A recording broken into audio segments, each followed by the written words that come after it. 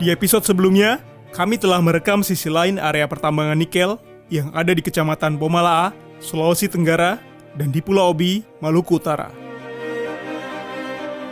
Kedua wilayah tersebut hanyalah dua di antara ratusan titik lokasi tambang nikel lain yang ada di Indonesia. Indonesia menjadi negara dengan cadangan nikel terbesar di dunia. Sebanyak 90% titik cadangan nikel Indonesia terkonsentrasi di 4 wilayah utama bagian timur Indonesia. Mulai dari Provinsi Sulawesi Tengah, Sulawesi Tenggara, Sulawesi Selatan, hingga Maluku Utara.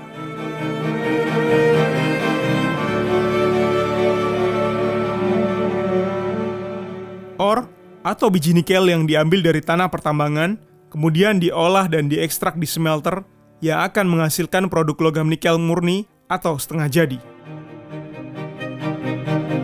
Mineral kritis seperti nikel memang sedang menjadi primadona. Menjadi salah satu bahan baku utama pembuatan baterai kendaraan listrik. Kendaraan listrik atau electric vehicle menyandang predikat rendah karbon karena tak menghasilkan emisi atau gas buang saat beroperasi. Tanpa mesin pembakaran internal, layaknya mobil atau motor konvensional, kendaraan listrik tak akan melepas CO2 atau polutan berbahaya di jalanan. Namun dalam praktek produksinya, apakah bahan baku nikel dari baterai kendaraan listrik ini didapat dari proses yang bersih? Dan benarkah kendaraan listrik ini bisa jadi solusi atas kemacetan dan polusi yang ada di perkotaan?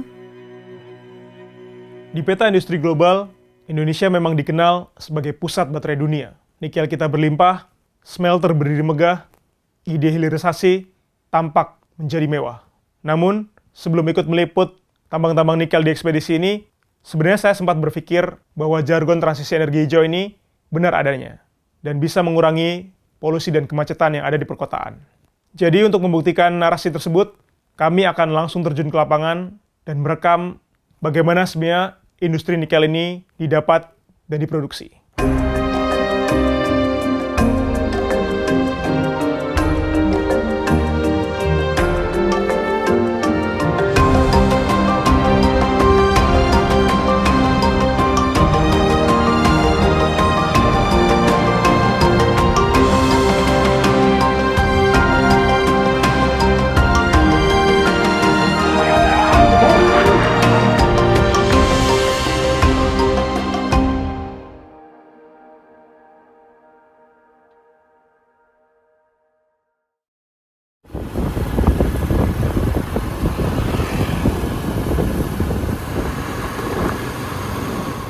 Dari Kolaka, saya dan Dandi bermotor menuju Kendari.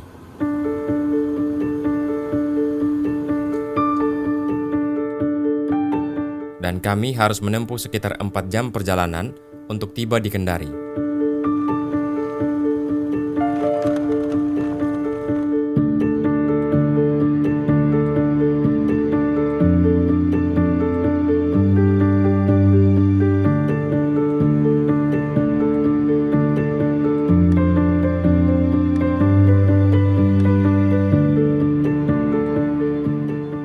Ya, bagi kami Kendari ini adalah lokasi yang strategis selama kami liputan di Sulawesi.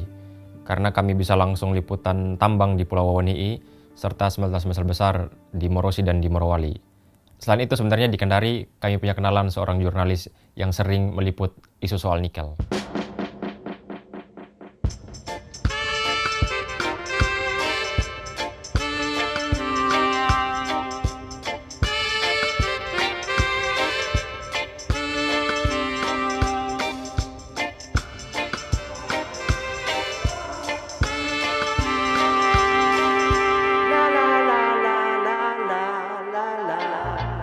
Namanya Riza Salman. Selain menjadi jurnalis lepas, ia juga seorang pembuat film dokumenter yang fokus pada isu lingkungan. Dan ia akan mengajak kami untuk melihat bagaimana smelter nikel di Sulawesi beroperasi. Kami lalu memarkir motor di Kendari, lalu kami menyewa mobil, karena kami akan melakukan liputan investigasi di salah satu smelter nikel di Morosi, Sulawesi Tenggara.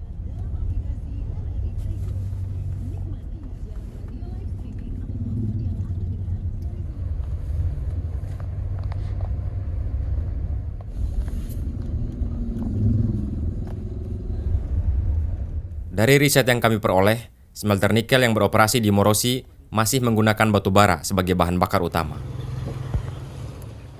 Setibanya di Morosi, kami langsung menerbangkan drone. Dari sana dekat smelter itu langsung kelihatan tumpukan hitam yang kami duga itu adalah batu bara.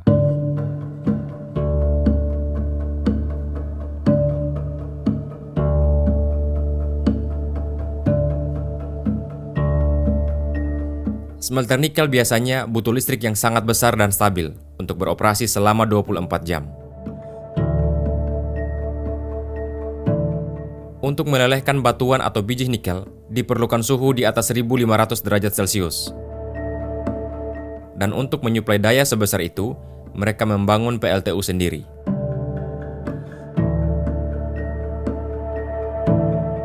Batu bara dibakar untuk memutar turbin dan menghasilkan listrik. Tanpa ini, tungku tidak akan panas dan batu nikel tidak akan mencair. Kalau di Sulawesi Tenggara, kami dengan mudah menemukan di mana mereka menyimpan batu bara, maka kemungkinan Mas Yusuf dan Pak Farid juga akan menemukan hal serupa di Weda, Maluku Utara.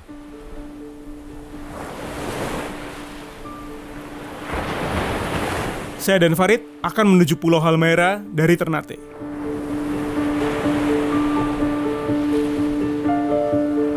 Dari Pelabuhan Armada Semut Mangga II, kami menempuh perjalanan laut kurang lebih 1 jam ke Pelabuhan Sofifi di Halmahera.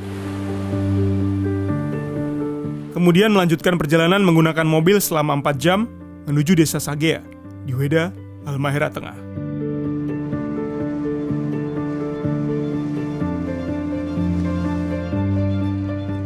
Di Weda, kami berjumpa dengan Adlun Fikri, seorang fotografer dan aktivis lingkungan yang berasal dari Desa Sagea.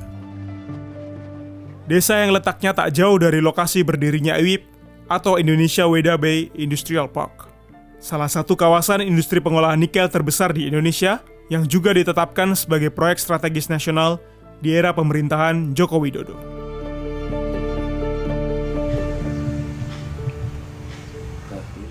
Bersama kawan-kawannya, Adlun membentuk gerakan koalisi bersama warga bernama Save Sagea. Sebuah inisiatif gerakan yang menyuarakan serta berjuang melawan dampak kerusakan lingkungan akibat industri pertambangan. Karena informasi belum jelas dikasih kepada masyarakat. Kemudian saat ini pemerintah kabupaten itu sedang melakukan revisi tata ruang wilayah. Dan saya pikir perusahaan harus menghentikan aktivitasnya sampai bertemu rencana tata ruang wilayah yang baru. Sepakat? Dan itu menjadi komitmen kami untuk mengawal tuntutan. Aktivitas tambang, khususnya nikel, dalam beberapa tahun terakhir telah mengepung area Teluk Weda dan beberapa desa sekitarnya, termasuk di Sagea.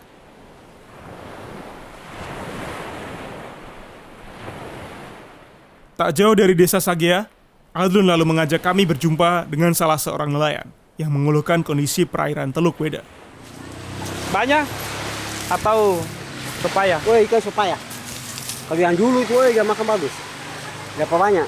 Sekarang ini kapal dia apa tuh? Jadi ikan lari di tanpa itu. Kapal besar ini Iya, kapal itu. Perusahaan punya nih. Dia buang jangkar pas tanpa ikan tuh. Jadi kapal mungkin dia karang patah. Ikan cara tanpa situ. Baru ini ada apa lagi? Limba-limba ini. Itu apa? Tong lihat. Ini ya. Oh, ini dari kapal-kapal semua ini. Ini kapal kah?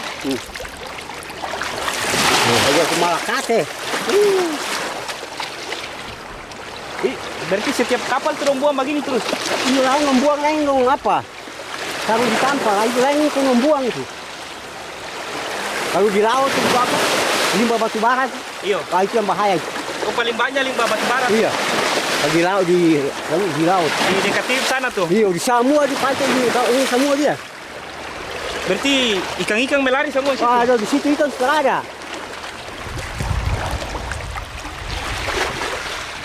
Aton toh? Nome? Iya. Itu dia. Iya. Malakat semua ini. Yang sana itu lebih banyak lagi. Itu ke sana dia semua ini dia. Ini jadi tangan. Tangan jadi begini nih. Ini kondisi pesisir Teluk Weda sekarang. banyak kapal-kapal pemuatan dari perusahaan.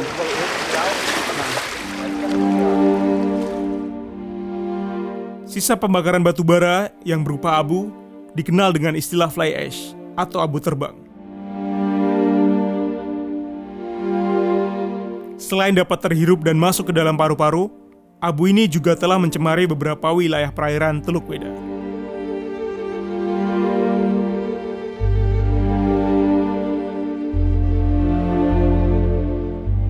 Sama seperti yang telah direkam Ben dan Dandi di Murosi, Sulawesi Tenggara, untuk menggerakkan smelter di industri sebesar ini, dibutuhkan daya listrik yang sangat besar dan stabil.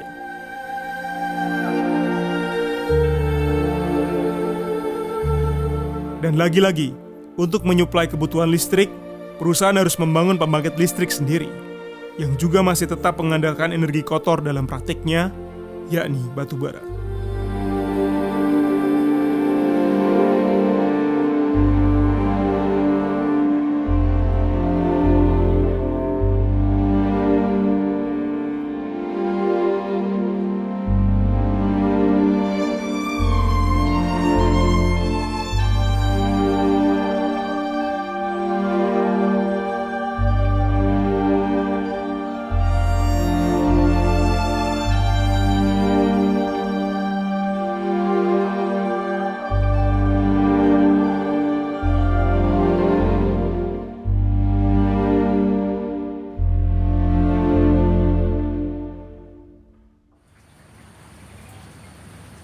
Dalam pengolahan industri nikel ini juga kan dia membutuhkan PLTU, power plant, batu bara kan, dan ini memicu juga ekstraksi atau eksploitasi lebih lanjut di Kalimantan.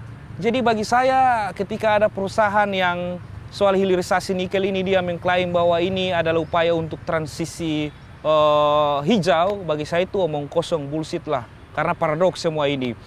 Kami merasakan dampak ke lingkungannya, bagaimana udara kami tercemar, hutan kami rusak, air kami rusak, ada pelanggaran hak asasi di sana. Jadi itulah rendah karbon bagi orang kota, tapi tinggi korban bagi orang kampung di mana bahan baku nikel ini berada. Usai meliput dan merekam PLTU atau pembangkit listrik tenaga uap yang ada di tambang dan industri smelter nikel, yang sebenarnya juga energinya juga berasal dari energi kotor atau batu bara, saya sejenak makin berpikir gitu. Kenapa ya banyak orang-orang yang masih percaya akan narasi ramah lingkungan di kendaraan listrik ini? Apa mungkin konsumen ini nggak punya pilihan ya? Dan mereka akhirnya dipaksa untuk mengganti kendaraan konvensionalnya ke kendaraan berbasis energi listrik?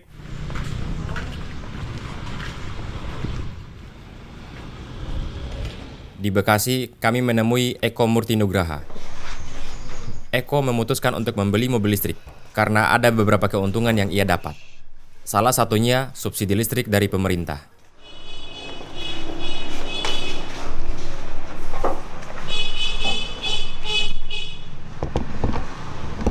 Kalau sebetulnya sih yang disubsidi pemerintah itu kan listriknya 7.700. Nah, terus dengan wall charging. Nah, wall charging ini yang mungkin beda-beda tipenya ya. Ada berapa merek, banyak lah. Nah, ini sehingga dari 7.700 itu yang harusnya 7,7 kilowatt per jam per hour, itu di sini hanya 6,8. Ya, lumayan deh. Pak Eko, kenapa dulu pengen beli mobil listrik? Ya, pertama sih karena lebih efisien ya, dengan perhitungan ya terutama untuk BBM-nya, untuk pajaknya dan segala macam gitu ya. Dan juga sebetulnya yang lebih lagi karena ada fasilitas ganjil genap. Gitu, fasilitas ganjil genap itu yang karena istri dan itu ketika kantor kan di pusat. Selama ini kan harus mobilnya jadi kayak dua gitu ya, harus pas ini ganjil ganti-ganti. Nah, ini kan dengan ini kan sudah nggak perlu ganti-ganti lagi. Untuk berbincang lebih jauh tentang ini, Eko mengajak kami berkeliling. Oke, kita jalan.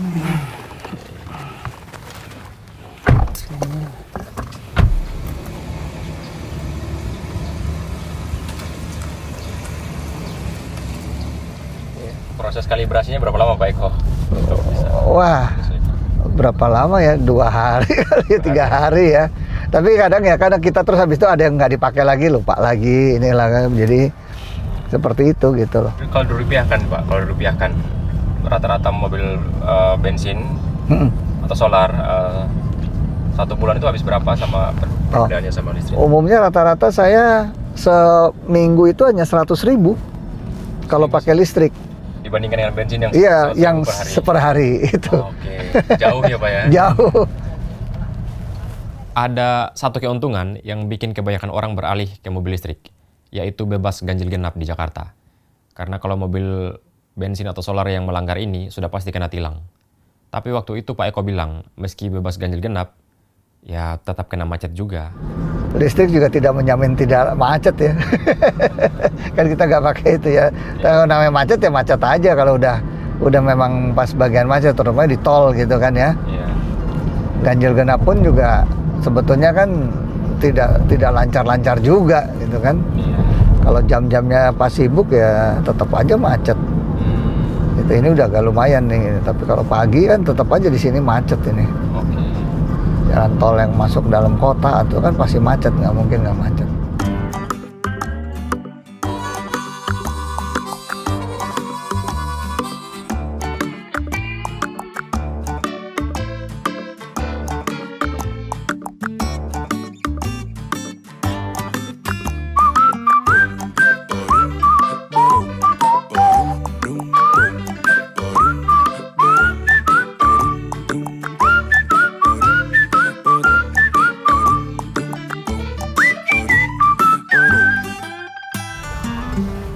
Di sini kan nunggunya banyak.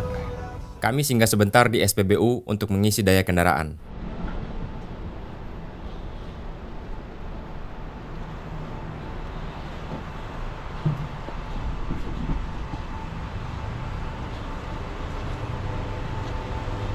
Sambil menanti pengisian daya, saya meminta Eko menunjukkan satu hal lagi, keuntungan lain sebagai konsumen mobil listrik. Nanti di SSK-nya ada jelas bahwa pajaknya berapa tuh, 400 berapa nih? 43. Oke, kelihatannya. Ya, 443 aja kan. Udah tertulis semuanya. Ada ininya. Nggak nyampe 500.000 bahkan. Iya. Beda banget sama Ya, 1/10 lah.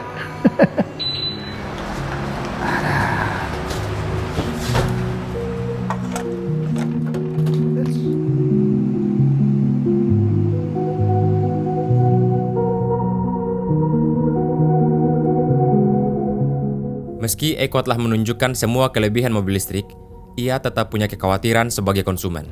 Nah, mungkin listrik itu juga bisa itu. Nah, cuman kan yang ditakutkan tadi itu limbahnya itu loh. Iya. Nah, itu yang belum tahu lah gimana gitu. Oh. Nah, artinya pemerintah juga harus mulai memikirkan gimana nanti limbahnya, karena katanya limbah ini kan juga agak bermasalah gitu ya di negara lain, makanya ada beberapa yang nggak mau gitu. Salah satu keluaran limbah dari mobil ini apa, Pak? Baterai. Baterainya pasti ya, Pak? Iya. Ada jangka waktu harus diganti, Pak ya? Atau... Nah, saya nggak tahu, kalau sekarang katanya baterai itu kalau udah sedikit bisa diganti spare kecil-kecil gitu ya, nggak langsung full utuh. Oke. Nah, tapi kan artinya itu mau dibuang kemana gitu kan? Iya. Ya kayak kita masalah sampah yang biasa aja kita masih punya banyak masalah kan? Iya, benar. Pengolahannya, apanya, gini. Apalagi ini kan limbah yang lebih apa ya, ibaratnya logam ya. Jadi ya serba kontradiktif ya. Ada orang yang pakai mobil listrik agar lebih ramah lingkungan, tapi masalah lingkungan lain belum diselesaikan. Dan kebijakan kontradiktif ini juga terjadi di sektor paling dasar dalam industri pertambangan nikel. Salah satunya pulau-pulau kecil yang secara aturan itu nggak boleh ditambang. Tapi ya nggak luput juga dari gempuran alat berat. Dari Desa Sagea, Halmahera Tengah, kami menuju ke Kecamatan Maba di Halmahera Timur, Maluku Utara. Perjalanan kurang lebih menempuh waktu 1 hari berkendara mobil. Di Maba, kami ingin merekam kondisi pulau-pulau kecil yang ada di wilayah Teluk Buli. Dari riset yang kami dapat, di sekitar teluk ini ada beberapa pulau kecil yang juga menjadi lokasi tambang nikel. Di antaranya Pulau GE dan Pulau Pakal.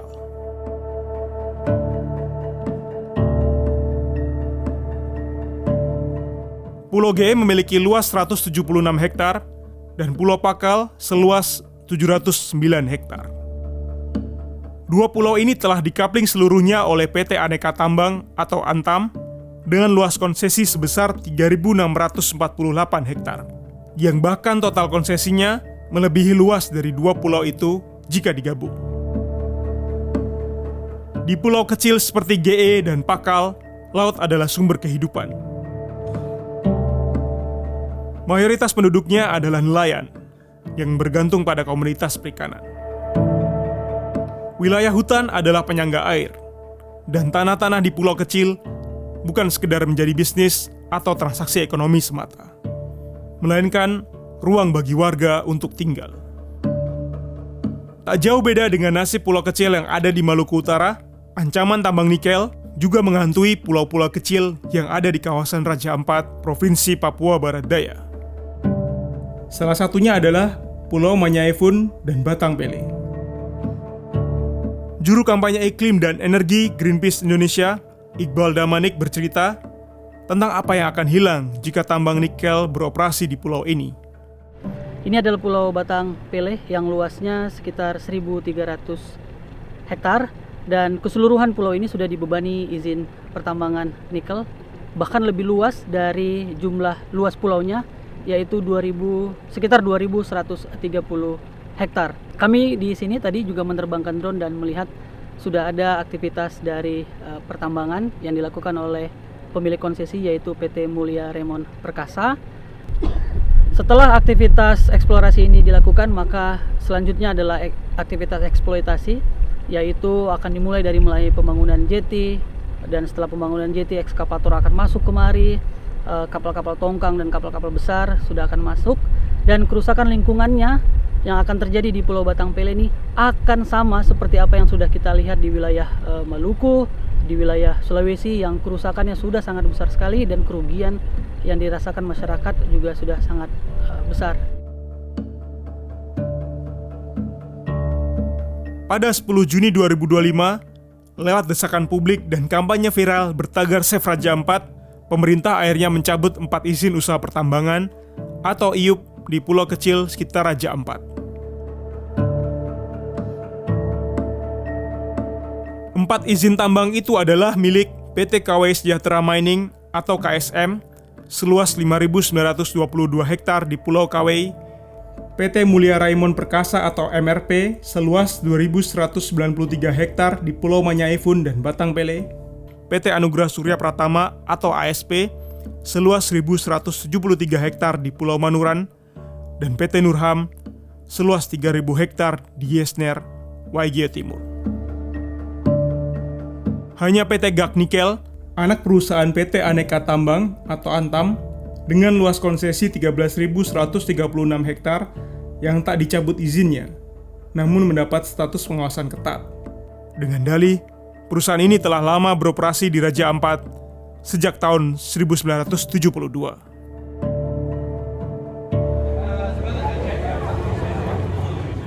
Sebelumnya, di tanggal 3 Juni 2025, saat perhelatan Indonesia Critical Minerals Conference and Expo di Hotel Pullman Central Park, Jakarta Barat, kami merekam Iqbal dan 3 aktivis lain asal Papua yang ditangkap saat menyuarakan aksi damai menolak tambang nikel yang telah beroperasi di Raja Ampat. Aksi tersebut bertujuan mendesak pemerintah untuk menghentikan dan mencabut izin konsesi nikel yang mengancam lingkungan hidup serta ekosistem yang ada di pulau-pulau kecil sekitar kawasan Raja Ampat. Save Raja Ampat! Papua bukan tanah kosong! Save Raja Ampat! Save Raja Ampat! Papua bukan tanah kosong! Save Raja Ampat! Selamatkan Papua! Papua bukan tanah kosong! Save Raja Ampat! Raja Ampat bukan untuk nikel! Raja Ampat bukan untuk ditambang! Save Raja Ampat! Save Raja Ampat! Selamatkan Papua! Papua bukan tanah kosong! Papua bukan tanah kosong! Save Raja Ampat! Save Raja Ampat! Papua bukan tanah kosong! Papua bukan untuk ditambang. Pertanyaan yang sederhana namun mendasar, jika hukum dan aturan melarang, mengapa tambang di pulau-pulau kecil ini masih bisa beroperasi? Menurut riset dari Kementerian Kelautan dan Perikanan, hingga kini masih ada 226 izin usaha pertambangan atau IUP yang beroperasi di 477 pulau kecil yang tersebar di 21 kabupaten atau kota di Indonesia. Baik itu pulau kecil yang ditambang untuk nikel, batu bara, emas, dan bahan tambang lain. Sebenarnya, negara telah menarik batas dan aturan terkait pulau-pulau kecil. Undang-Undang Nomor 1 Tahun 2014 tentang pengelolaan wilayah pesisir dan pulau-pulau kecil atau UU PWP 3K menyebut pulau kecil adalah pulau yang punya luas daratan tak kurang dari 2.000 km persegi atau seluas 200.000 hektar. Undang-undang itu melarang tegas segala aktivitas pertambangan yang beroperasi di kawasan tersebut. Aktivitas industri ekstraktif dalam jangka panjang akan berpotensi merusak lingkungan dan merugikan masyarakat. Dan sejatinya, pulau-pulau kecil inilah yang justru harus menjadi prioritas untuk kawasan konservasi.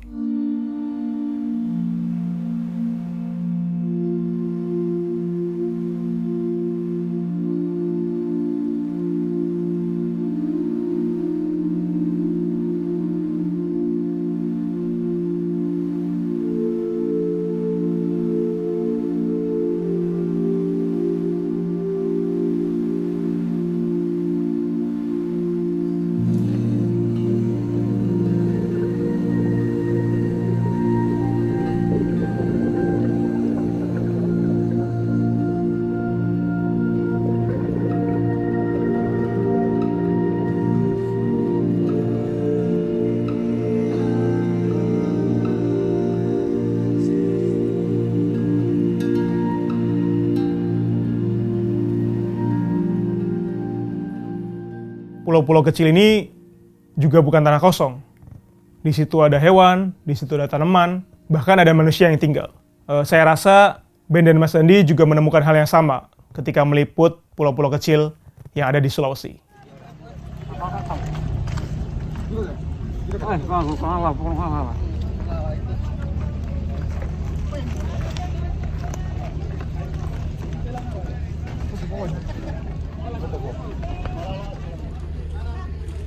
Dari Kendari, kami akan menyeberang ke salah satu pulau kecil bernama Wawoni'i.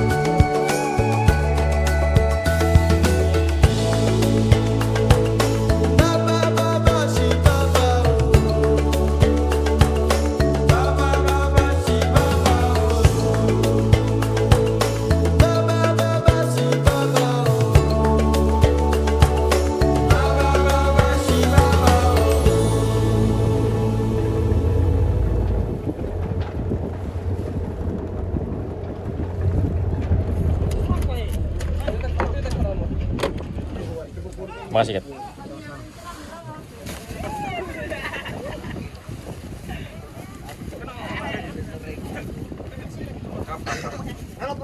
Begitu sampai di Pulau Wawoni'i, kami langsung diajak warga ke atas puncak. Saya dengar ada warga yang kehilangan tanahnya karena diserobot oleh perusahaan tambang. Dan kami ke sana hari itu juga. Karena ini kategorinya pulau kecil, pendakian ke sana hanya memakan waktu kurang lebih 3 jam saja.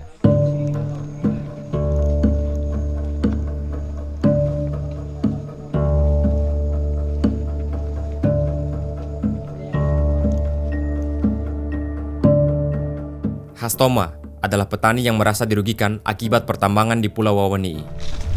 Diterobos. Cengkehnya yang sudah dirusakin, sudah dibanting. Dan itu dibanting tanpa diketahui oleh pemiliknya.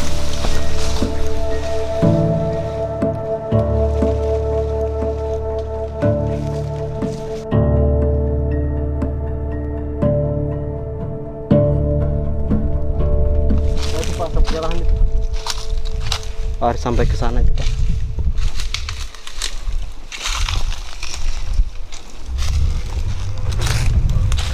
Yang mana lahannya Pak? Sana Pak. Dan itu sudah bersih. Tanamannya cuma beberapa cengkeh yang ada di dalam situ. Usia tanam? Iya, usia tanam kurang lebih ya 15 tahun lah. Itu yang tanam Pak Stoma atau Iya, warisan? saya sendiri. Apakah pernah ditawarkan ganti rugi atau ganti untung? Kalau ganti rugi, kalau dari petugas pernah ditawarkan itu. Tapi jawaban saya bahwa lahan saya tidak mau jual itu. Seperti itu. Kenapa Pak? Karena itu untuk masa depan anak saya dan juga pribadi saya.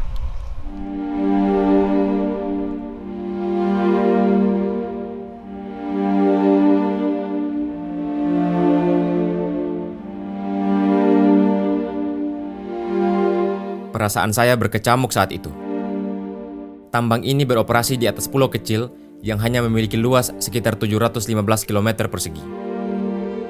Tak hanya menabrak aturan yang sudah jelas secara undang-undang, tambang di sini juga merebut ruang hidup warga. Tapi ini bahkan bukan yang terburuk. Di sana kami juga menyaksikan pepohonan ditumbangkan.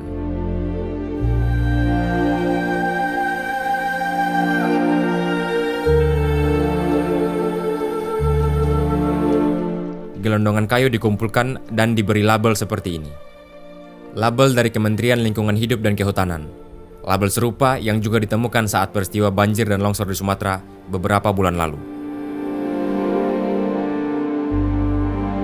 Maka bagi kami, ini adalah awal bencana bagi warga di pulau kecil seperti Wawoni'i.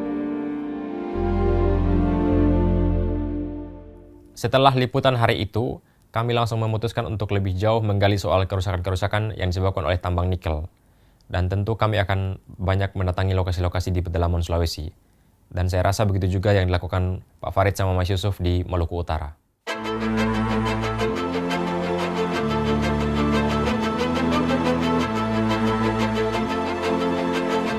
Selanjutnya, kami akan lebih banyak bercengkrama dengan petani dan nelayan di Sulawesi. Sebab merekalah yang sehari-hari harus menghadapi bencana dari industri tambang nikel.